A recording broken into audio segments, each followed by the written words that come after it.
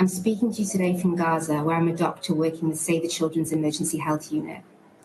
For 320 days, children in Gaza have endured relentless bombardment, displacement, siege, and death. In that time, their needs have risen exponentially, as have restrictions on our ability to meet them. According to the Ministry of Health in Gaza, more than 1% of the total child population, 14,000 children, have been killed, and this is likely to be a gross underestimate. Outside this room, Mr. President, I am surrounded by overwhelming destruction. More than 1.9 million people have been displaced and are moving through streets filled with rubble, rubbish, and wastewater. The bodies of at least 10,000 people, many of them children, remain lost under the rubble. Just yesterday, a so-called evacuation order was issued for Darabella, where I'm sitting now. Overnight, thousands of people have been displaced and are looking for shelter and safety. Clinics, humanitarian warehouses, and supply hubs, all inaccessible. Our medical teams have seen over 13,000 people in our clinics. The children we're seeing are showing signs of profound trauma. Common childhood illnesses have been made worse by malnutrition, lack of water, and the absence of medications. Supplies of antibiotics, pain relief, and even fridges for vaccines have been blocked by the government of Israel. We are seeing the willful and repeated obstruction of humanitarian assistance in Gaza. My team has been waiting for life-saving medications for 4 months. They are held at the crossing gates by a myriad of rules and restrictions, many of them unwritten and arbitrary. In locations where we operate, families have been forced to relocate up to 10 times due to ongoing violence or so-called evacuation orders. With each displacement, the risk of separation from families, risks from injuries, illness, and death multiply. Let me be clear today, Mr. President, nowhere in Gaza is safe. Our protection teams are working with children released from the Israeli military detention system. These children report sexual violence, including rape. They report being denied food, beaten and attacked by dogs. They report seeing their parents stripped and beaten in front of them. These children are struggling to cope with the profound trauma and mental and physical harm that this has caused. There are Israeli hostages remaining in Gaza, and disturbingly little is known about their whereabouts or treatment. Excellencies, there is now a confirmed polio outbreak in Gaza.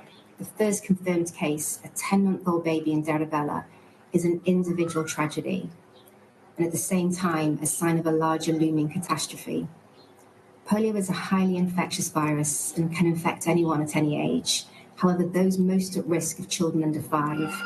For every 200 children who become infected, one will suffer irreversible paralysis. Polio is easily prevented by a safe and effective vaccine.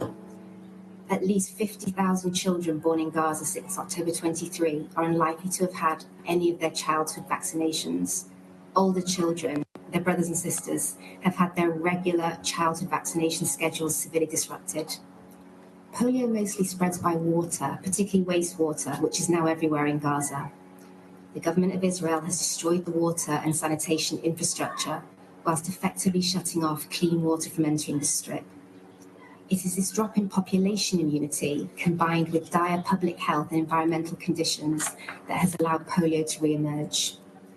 This decimated health system is wholly unprepared to face this new polio crisis, with over 750 health staff killed since October 23 and less than a quarter of hospitals remaining functional.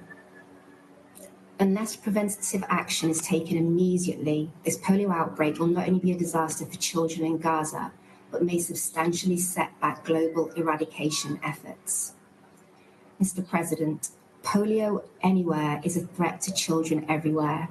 And as we speak, polio is spreading in Gaza, and it will not wait at the inspection gates of Kerem Shalom or the customs desks at Ben Gurion Airport. Let us be clear. We should not need negotiations or special permissions to bring in life-saving medical supplies for civilians. Humanitarians and medical teams like my own should not spend almost a year pleading for the rules of war to be upheld by parties to the conflict. Urgent action to protect children in Gaza should not only come when the harm they face poses risks beyond their borders. There is a legal, a normative, and a moral obligation on all parties of the conflict to facilitate humanitarian and medical access to the full extent needed by the population. And it is the responsibility of every member state, including the 15 at this council, to assure these rights are met. Excellencies, to effectively respond to the polio outbreak, 2 sustained sessions of hostilities, no less than 1 week for each phase, must commence immediately.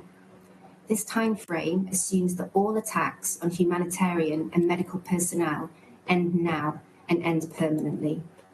Aid groups must be able to move across Gaza without obstruction. Parents must be able to bring children to vaccination points in safety. Any cessation of hostilities must consist of full consecutive days with conditions publicly stated and shared with all communities.